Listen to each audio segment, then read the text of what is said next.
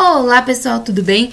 Eu sou Letícia Godoy e estou aqui hoje para mais um vídeo do Escrevinhando com Letícia Godoy.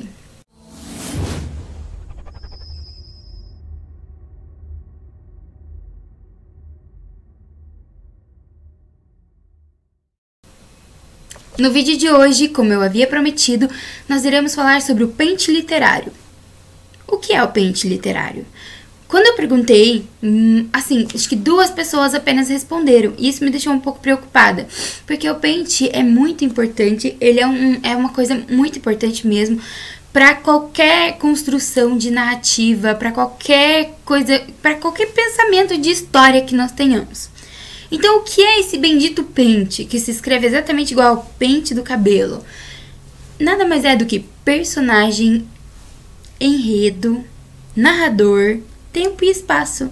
São os 5 elementos essenciais da narrativa, segundo vários teóricos, inclusive Aristóteles e sua Poética. Aliás, indico, para leitura este livro, é muito bom para entender tudo, não é ultrapassado. Aristóteles ele é genial, simples assim.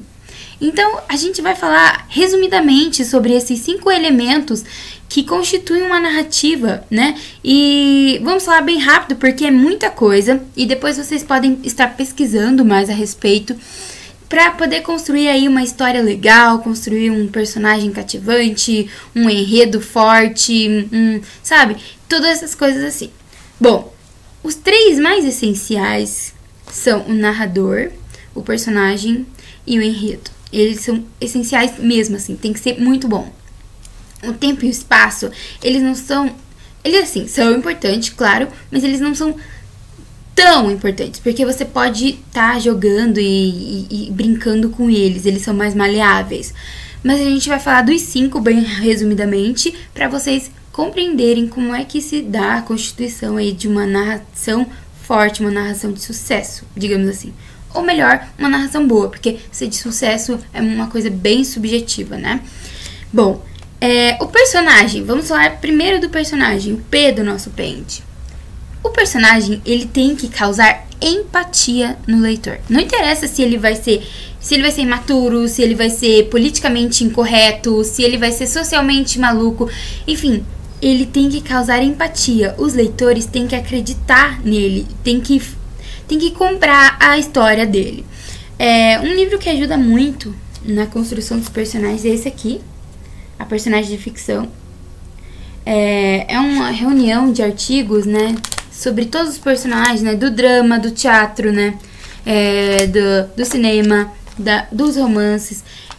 E uma das lições mais legais que eu aprendi neste livro é o seguinte: o Anatol Rosenfeld, um dos que escrevem, que estão nesse livro, ele diz que pra gente se identificar com o personagem, ele tem que ser humanizado, ele tem que ser humano, porque nós não vamos conseguir nos identificar com um personagem não humano. Mas e se eu quiser narrar por um sapo? Bom, você pode narrar através de um sapo, mas só o ato dele estar narrando já é muito, muito humano. E isso já vai fazer com que o seu leitor, dependendo da forma como você coloca, se identifique com ele. Então, tudo é uma questão de identificação. Você tem que criar ali um personagem, psicologicamente correto? Não, você pode deixar brechas nesse caráter dele. Ele não tem que ser 100% bom nem 100% mal, porque as pessoas são assim. Então você tem que causar empatia. Não tem que o personagem ser simpático, alegre, maravilhoso para conquistar o seu leitor. Ele tem que causar empatia no leitor.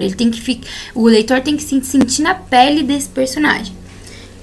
Os personagens, que constituem um livro são os protagonistas, os antagonistas e os coadjuvantes, Isso é lei, digamos assim.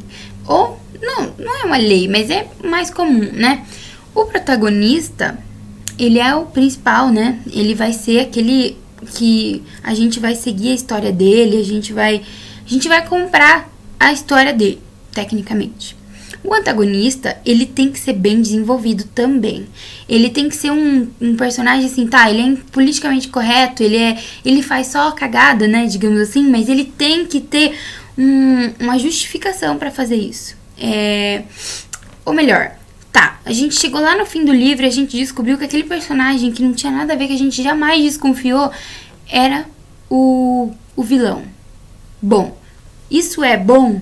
Depende.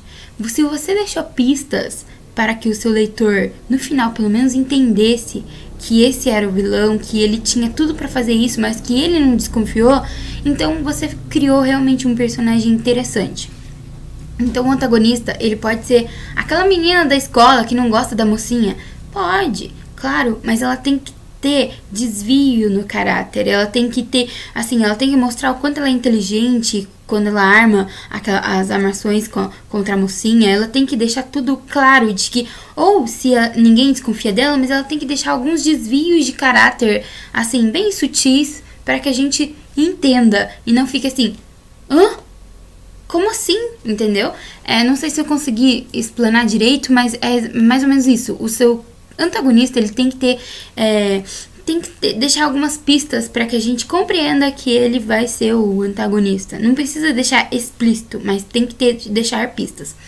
E os coadjuvantes são, né, os núcleos, né, que cercam o mocinho, o melhor amigo, pai, mãe, sei lá, todo mundo que engloba o livro. Todos esses personagens, eles têm que ter um psicológico bem desenvolvido, para você não se contradizer no texto. E é muito importante, porque é com eles que os leitores vão conversar, é ao lado deles que os leitores vão viver as aventuras. Então, ter personagens fortes, cativantes, é muito importante para ter uma história legal. O segundo ponto é o enredo. O enredo é a história em si. O enredo é muito importante porque ele é a estrutura do texto. Ele tem que ter começo, meio e fim. Mas eu estou escrevendo um livro de uma trilogia. Não tem problema. Você tem que ter começo, meio e fim no primeiro livro da sua trilogia. E deixar aquela brecha, né, no final, aquele mistério para o próximo livro. Eu acho adequado fazer isso. Não deixar tantas pontas soltas para serem resolvidas só no decorrer da trilogia em si, da série, porque o leitor, ele precisa ter um livro completo. Porque se ele não quiser ler o próximo, pelo menos ele teve uma história completa ali, ele teve tudo que ele precisava. Ele precisava de clímax, ele precisava de tudo. Então, tá ali. Então, assim, o enredo, ele é mais ou menos o seguinte: a introdução, que é o que veio a história, né, explicando mais ou menos como é que vai ser. Aí a gente tem o desenvolvimento, que vai nos preparando para o clímax. E aí a gente tem aquela, como se diz, a oscilação. A história, ela tá aqui e ela sobe e desce. Essa oscilação, esse momento, esse pico de tensão, ele é chamado de clímax, que é um momento super importante. Todo livro tem que ter um clímax, ele tem que ter esse momento. O livro está ali, linear, às vezes fazendo algumas ondulações, que eu acho que é mais interessante. Ele não segue uma linha reta, ele vai fazendo ondulações. Daqui a pouco ele sobe e aí ele desce. Isso é muito importante. O livro tem que ter aquele momento ápice, aquele momento que vai arrebatar o seu leitor, vai deixar ele sem fôlego. E aí ele volta pra calmaria. E aí temos o desfecho final, fechando, né, o final ali. E é isso que tem que ser o enredo. Ele tem que ser um enredo forte. Toda vez que você for pensar em escrever um livro, você tem que pensar: por que eu tô escrevendo? Qual é o diferencial do meu enredo? O que vai ter? Então, assim, uma dica que eu dou é vocês já pensarem mais ou menos como que vai ser a história, para vocês não se perderem no meio ou começar a enrolar, escrever coisas que não precisavam, porque você não tem um norte. Então, assim, pensem num final. Mas é loucura, eu não sei ainda o final. Bom, só pensa num finalzinho. Não quer dizer que vai ser aquele final, mas você já vai ter um norte pra você seguir, né? E aí você vai desenvolvendo toda a sua trama pra chegar naquele norte. Pode ser que no final, lá no meio, quase chegando num momento de tensão, você mude esse final. Mas você tem que ter um objetivo de onde você quer que esse texto chegue. Senão você vai escrevendo e não tem objetivo. E quando você vê, você terminou um livro que não tem clímax, não tem oscilações, não tem conflito. E isso não é legal. Isso não é uma narrativa que vai ser rica, não vai ser um livro assim tão, como que eu posso dizer, não vai ser um livro cativante, né, gente? Outra coisa que eu gosto, assim, em enredos criativos, assim, é as inovações. Tá, pode ser clichê, Pode ser uma história de romance, mas sempre ter aquela pitadinha, alguma coisa que deixa a gente identificar como único desse escritor. O próximo é o narrador, né? Tempo. Isso aí, pente. O narrador. Bom, o narrador, primeiro de tudo, você tem que decidir se ele vai ser em primeira pessoa ou terceira pessoa. Porque dentro dessas duas categorias, a gente tem vários tipos de narradores. Eu não trouxe aqui, mas eu deixei, acho que no grupo, o link de um livro, né? Que eu fiz até um fichamento desse livro, sobre os tipos de narradores, né? Que é o foco narrativo da Lígia Chiappini Moraes Leite. Acho que é isso mesmo. Esse livro é muito bom. Todo escritor devia ter, porque é muito interessante você descobrir todos os tipos de narradores que você pode brincar no seu texto.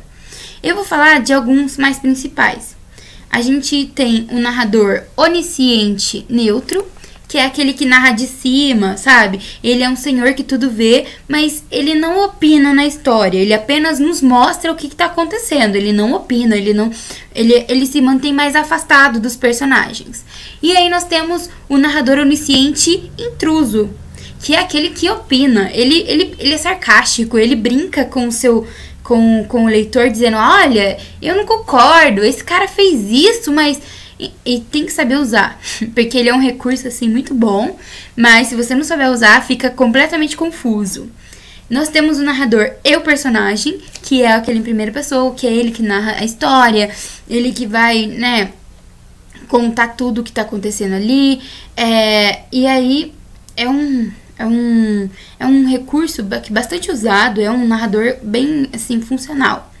Aí nós temos o narrador observador, né, que ele é um narrador que ele vai narrar o que está acontecendo com o outro. Ele é um observador, ele observa e narra, mas a história de fato não está acontecendo com ele. Temos assim, temos muitos.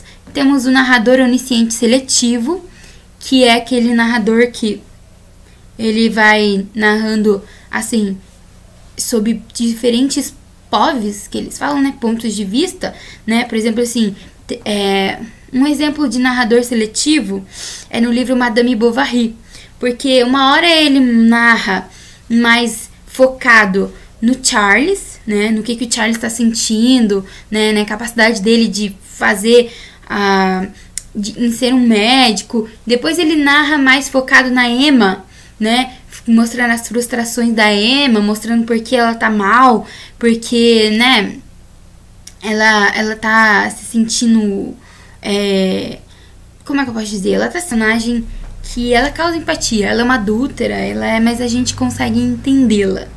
Então, esse é um exemplo de um narrador onisciente seletivo. Temos o narrador câmera, modo dramático. Nossa, tem muitos jeitos de narrar.